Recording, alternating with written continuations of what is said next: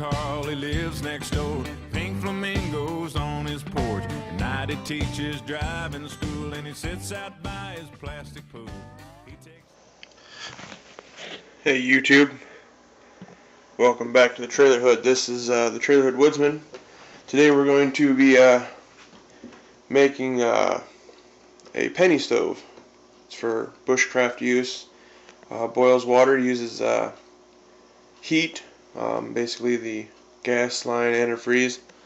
We're working inside today because right now I believe the temperature's about 5 degrees, but the wind chill is about 15 to 18 below outside.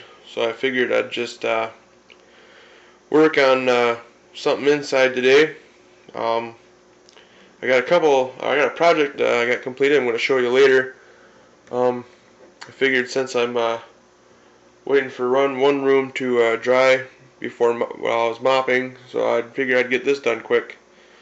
I'll probably make about a couple of these penny stoves here, and then I'm going to make a couple monster transient stoves. They're very useful. I mean, they're lightweight and they're pretty efficient actually. But our supply list is going to consist of 2 empty pop cans, a good old Abe Lincoln penny, a knife, a pair of pliers, a hacksaw with a metal blade, a simple tack.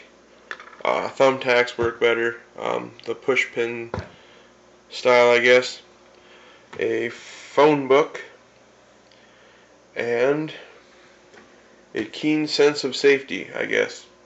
So the first thing we're going to do is, I reckon that the phone book here is the perfect size or perfect height for the stove. So what I'm going to do is take these stoves, I'm going to hold the knife on like so. I'm going to put the camera down at a different angle, and I'm going to mark out both of the pop cans, and then basically from there, after you score it and mark it with the knife, we're going to cut around that line with the hacksaw here, over the garbage of course, not to make a mess. You know who I'm talking to. And then we'll go from there. So I'm going to put the camera down at an angle here, mark these, and then we'll go through the process, and I'll try to explain what I'm doing as I'm doing it. So here we go. Alright, so basically what we're doing is putting the pop can flush with the phone book here, and then touching it to the knife, and apparently the knife is not sharp, but it's still the same height. So we're going to just score a line across there. Doesn't have to be a very deep line, but as long as you can see it, that's good. And we'll do the same thing with this one. Make sure the bottom is hitting the ground at all times, otherwise you're going to be throwing yourself off. Alright, that's how you mark them. And now I'll set the camera over here and I'll start to cut these bad boys. Alright, now what we're going to be doing is following that little score mark there. I don't know if you guys can see that or not. We're going to be following that score mark around the saw. We're not going to be cutting too deeply.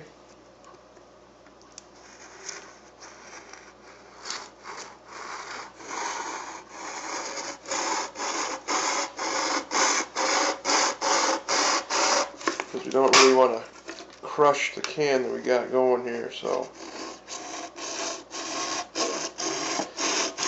I'm just going to let you know that perfection is not to in detail when it comes to cutting the bottom off. See, I guess I'm holding it too tight, but I'm just following that line that we scored on there. Not going to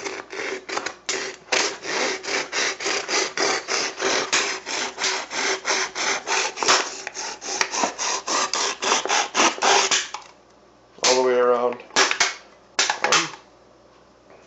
Yeah. Aluminum cans nowadays are definitely not near as thick or strong as they once were. And you gotta remember that too when you're taking this out in the woods. Because basically what's gonna happen is, you know, I mean, you can crush a can no problem, so what do you think is gonna happen to your stove? It's just basically a quick fix for just a small stove going out in the woods with. The Monster Transient stove that I'll be trying probably in a later date is a little bit more sturdy and probably something I'd take out on more of a, I guess you could say, an extended stay out in the woods. These are more of a, I'm going out maybe a day or two. I mean, like I said, they're really efficient. But I mean, like I said, practice makes perfect. So.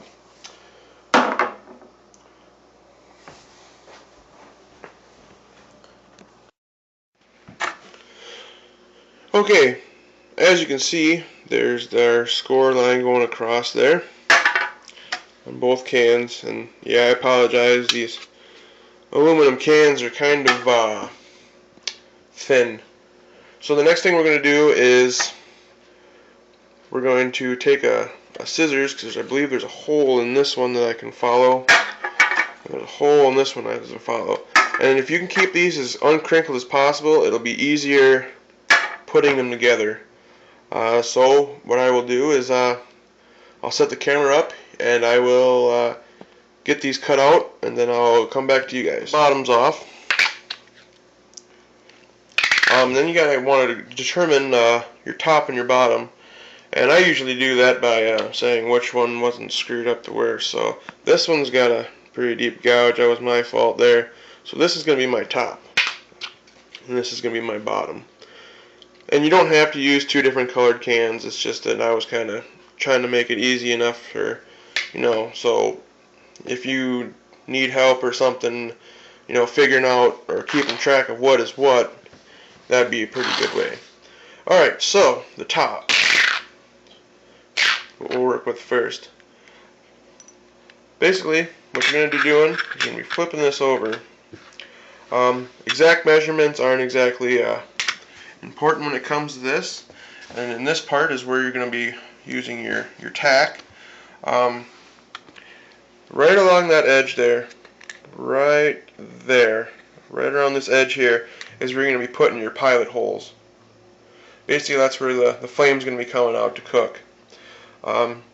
Basically you're going to go from here to here, and then you're probably going to put 2 holes between there. So you're going to have 6 holes altogether. So what I'll do is I'll pop that, or I'll start popping those holes first. Now in the middle here, as you can see, it's pretty domed out. What you want to do is take your penny and just kind of push that down, flatten it up a little bit. You know, I mean, not, you know, it doesn't have to be exact, but when that step comes there, I'll get there and I will start putting those holes in right now. Alright, if you guys have been noticing the phone book that's been in the picture, basically what that is for is hold my camera up so I can see, because all my videos are being taken with my phone right now. So Forgive me for that, but eventually I will be getting a different camera, especially when the fishing and hunting and trapping seasons are all on their way, and I'm preparing for that, and the trapping shed once that starts going. So what I'm going to start now is putting the holes around here.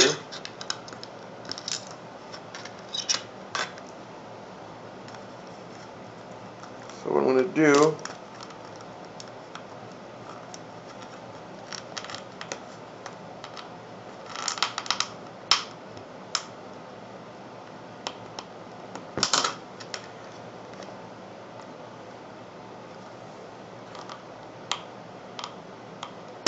there. Alright. I got the one hole started. Like I said, thumbtack or one of those tags that actually have a little end to them work amazing. So, I apologize for that. But what you're going to do is, seeing I got that puncture there, once you have it in there, you're going to move it around a little bit, make the holes a little bit bigger, not too much, otherwise you're going to be losing quite a bit. So what I'm going to do now is just finish putting these holes in here. Like I said, doesn't have to be perfect.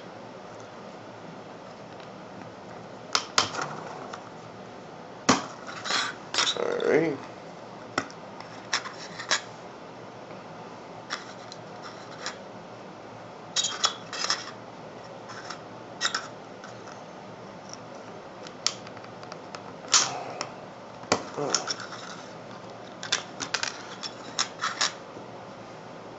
You're probably going to go every third on one side for where the hole's supposed to be.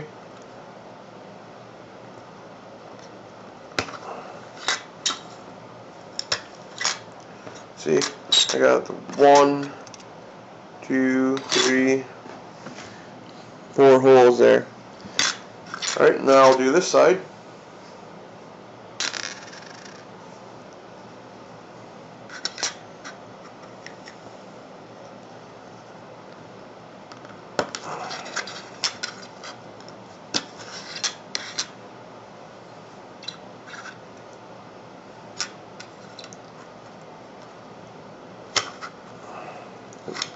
Like I said, safety is one thing, because I just about pierced my finger.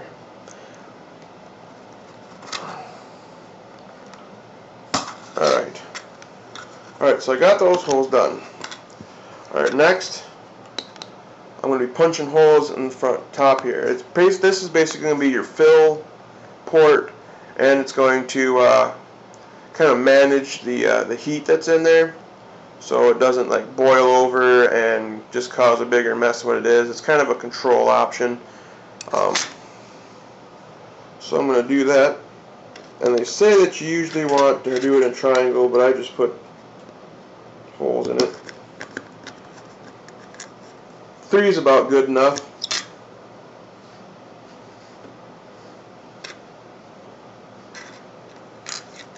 Like I said, a decent tack would be awesome. Now the key is to put these holes in here to the point where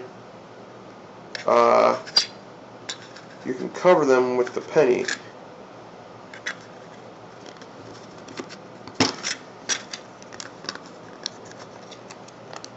Okay, there's 3 holes there.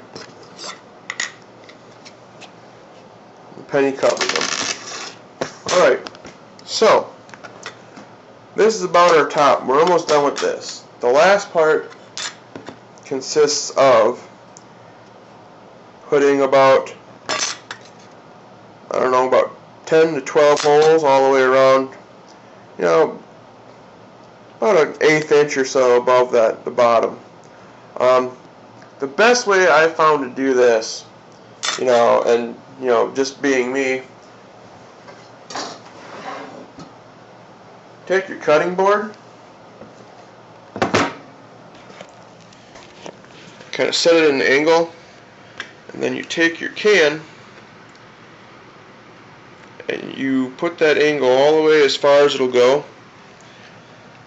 and then you spin it every so often, and then you put your hole. It's pretty good. I mean, it works pretty decently. So I'll turn the camera off and get that and show you the result there. So, alright, yeah, sorry about that little camera angle there. But I got the holes going through there. You can see those. But the next part is to take your pliers and bend those in. I'll kind of show you here in 1 second. Okay, see how I put the plier head just above the hole and then turned it down, so it kind of made a little concave area there. Basically what this is going to do is when it's in the bottom, that's where the fuel is going to be kind of regulating through. And then the next part, grab your bottom and put it in here. It's not going to be a very easy fit by no means. I did have someone tell me that if you were to put this in the freezer for about 20 minutes, it makes it a little bit easier to put in there. So let's try it, shall we? Alright, well, lo and behold, it actually worked. So we have the top and the bottom. It doesn't look like it's level in there, but you know, it's not exactly cut very straight either. So you know, you just kind of put it in there and you basically have your stove done. I mean, weight wise, there's nothing to it.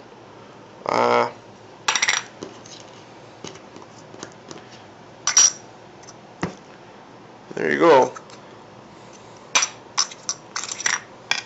Now when you get the heat put in here, you know, probably hold a couple ounces or so.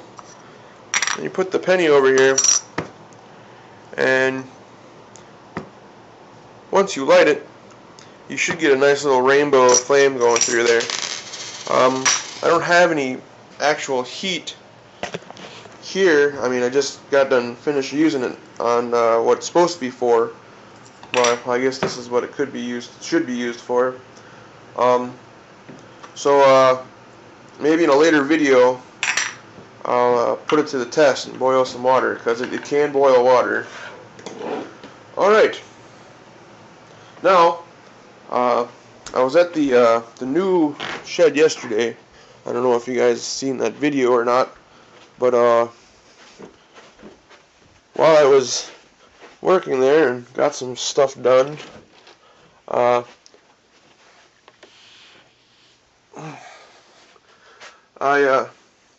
had some spare time and have had this metal sitting around for a little bit. So, and seeing how I'm going to be needing them anyways, because like I said, I'm starting anew, I made myself some Connie Bear pliers. You know, they're a little bit wider than what most people do, but you know, I have a bad habit of using it for shovel and whatnot, so I figure a little bit wider, you know, a little more dirt. I know it's not what you want to be using them for, but basically they're a little more heavy duty than what they usually are too. But you know what?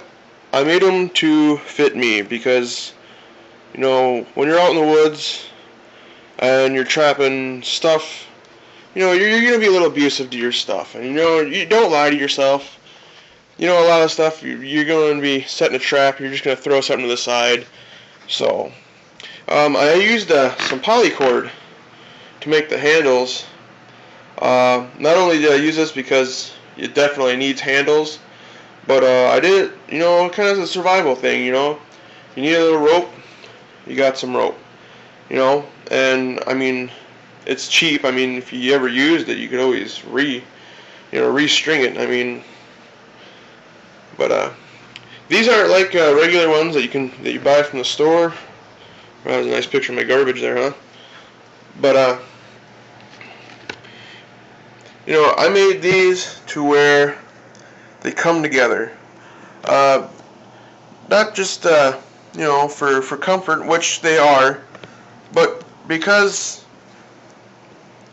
when you get the ones like from Tyson's or Wally World or wherever you get, they're usually just two pieces of metal straight up and down, and I mean they're right on top of each other, and I was not a big fan of that because you know